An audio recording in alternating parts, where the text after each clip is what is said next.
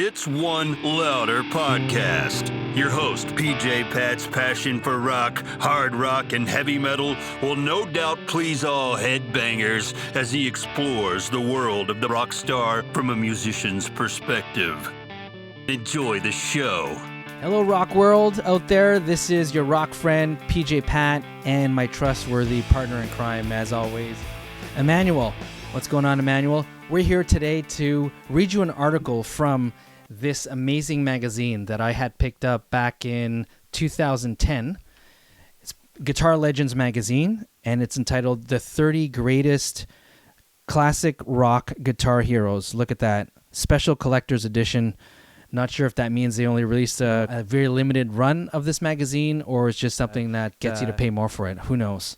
Either way, it worked on me, and here we go. Here I have it, and happy I have it to this day. So this was released 2010. The world's greatest guitarists interviewed and profiled. Obviously, there are 30 in here, and I mean, just looking at these names on one page just blows you away. For example, Jeff Beck, there's Brian May, Joe Perry, Keith Richards, obviously, Pete Townsend, Eddie Van Halen. I could go on and on. But today, I want to highlight one of my favorite guitar players, Billy Gibbons. Right here, look at that. I saw him a couple years ago when he played up here, and he played in this small-ish venue. It wasn't too crazy. I think it probably fit around 5,000 people, and they were awesome. I mean, who knows how old they are? I mean, they could be 103 for all I know, and they still jammed out. They still rocked out, and it was just amazing to see these legends up there on stage. You're in complete awe. And the reason why Billy Gibbons is one of my favorite guitar players, obviously he plays the blues, right? But their own kind of blues, the Texan blues, and there's no one that really sounds like them. One of the reasons he's my favorite guitar player is his tone, that very distinguished tone where you hear one note from the guy and you know it's him. You know, that's when you can tell a guitar player that is set apart from the rest. You just hear one note from that's any song and you know, oh, that's Gibbons. Not sure if you knew this, but Billy Gibbons was Jimi Hendrix's favorite guitar player because of his tone. Happy to bring you this article. Happy to read this article for you. And hopefully you get enjoyment out of this and you learn a thing or two. Reprinted from Guitar World, March 1991. Wow. All right, here we go. Billy Gibbons. ZZ Top's eccentric axe slinger draws inspiration from the blues, rock, and electro pop. Here we go. What is it about the blues that attracted you? The backbeat. The 2 and 4 major head snap. Plus, it was cool because our parents hated it. He laughs. Guitar World asks, because the band's appearance is so unusual and its videos are so clever, it's very easy to believe that ZZ Top lived the lyrics of their songs. In that way, the band comes close to capturing the essence of those legendary country bluesmen. Gibbons responds, you're right. Cotton is no longer picked by hand, so the problem is, how do you go about writing fresh blues? The blues deals with the highest of highs, the lowest of lows, and all points in between. So we had to create surrealistic entities that could handle those extreme mood swings. It seemed that this was the only legitimate way to approach it.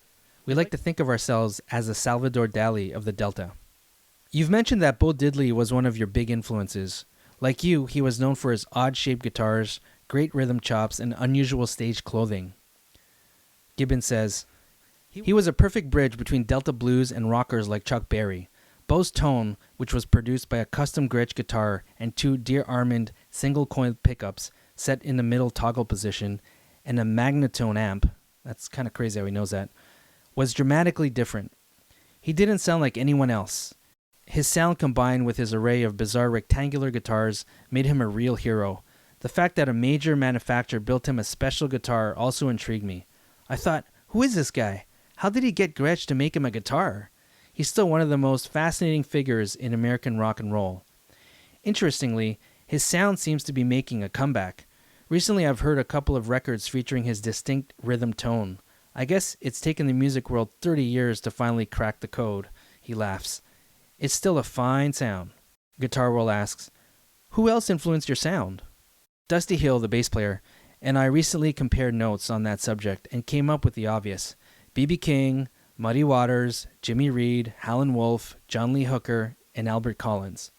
But some of the more obscure influences include Terry Simpson, who played with a Texas outfit called the Raiders, They had several instrumental hits in the 60s, including Stick Shift, Motivation, and Raising Cain. The Nightcaps out of Dallas were also a big influence.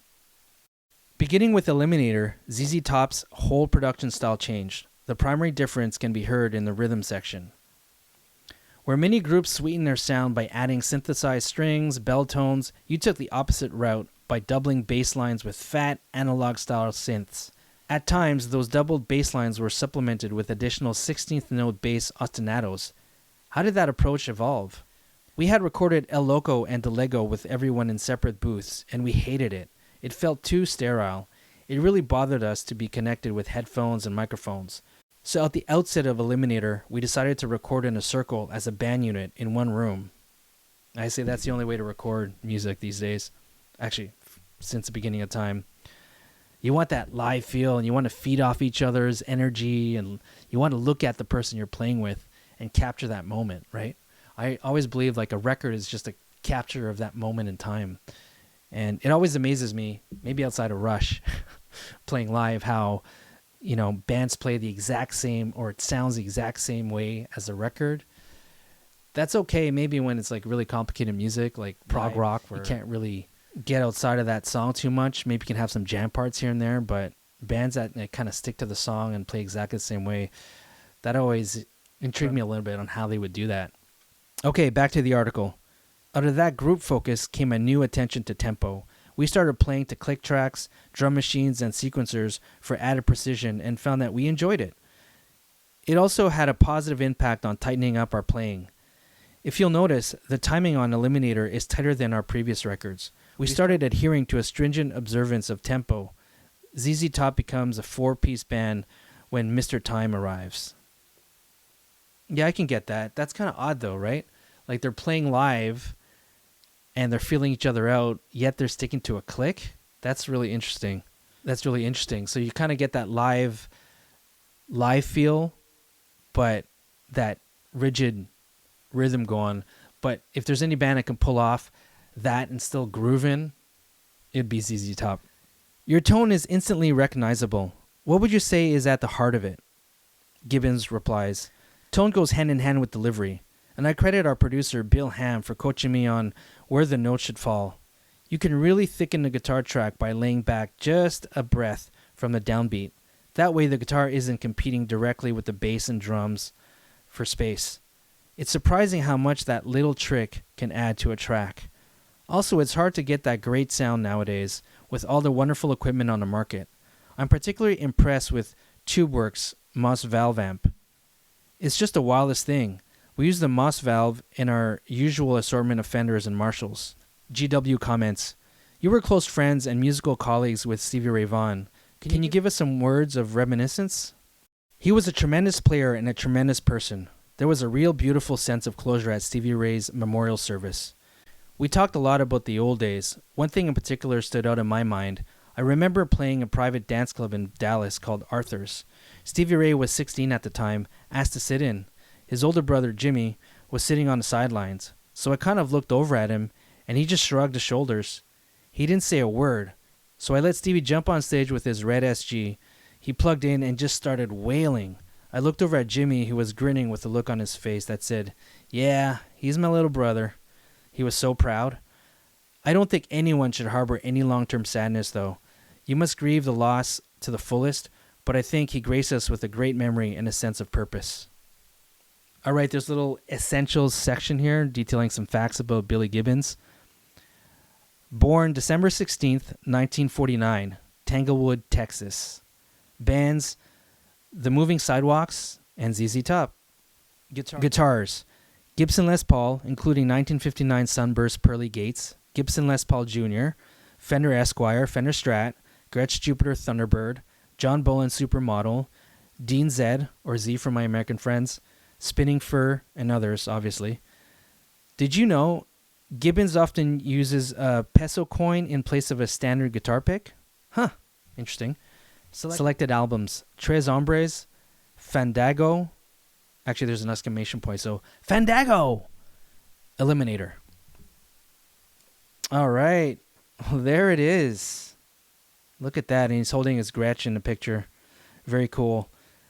What struck me with Billy Gibbons as well, outside of his amazing guitar playing, is his fashion sense. He has this elder statesman kind of look, but it's so cool. You know, it's really unmatched. And I love these little, I don't know what you call them, but these little toques that he wears. That's kind of his trademark thing. And it looks really cool on him. He's probably bald underneath, but, you know, whatever. He always has his sunglasses on. When I went to see him in concert a couple years ago, yeah, he pretty much looked exactly like this on stage and didn't even break a sweat. It was just amazing to see. He always has really cool jewelry too. You know, the necklaces and the rings and the bracelets. All right, let's give it up for Billy Gibbons. I hope you learned a thing or two about the man himself. Amazing. Go check out his albums. If you're not familiar with ZZ Top, I mean, what else can I say? Stop what you're doing right now. Go to your streaming service, type it in, listen to top songs, and you tell me if you're not blown away by what you hear. Please mark down in the comments what your favorite guitar player is. I'd love to be surprised by male or female. I know there's a ton of YouTube virtuosos out there, so include that. I'm not up to speed on those. I'm more kind of the old school guitar listener and music listener, but would love to discover the new people just carrying a torch.